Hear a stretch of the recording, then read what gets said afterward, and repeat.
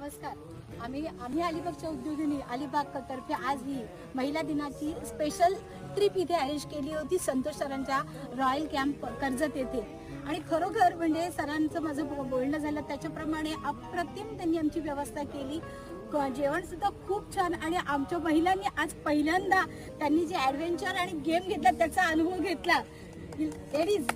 आणि खरंच खूप सुंदर अगदी अविस्मरणीय मी म्हणते आहे हा क्षण आमच्यासाठी. आजचा दिवस तर माझ्या मैत्रिणी सुद्धा विसरणार नाहीयेत.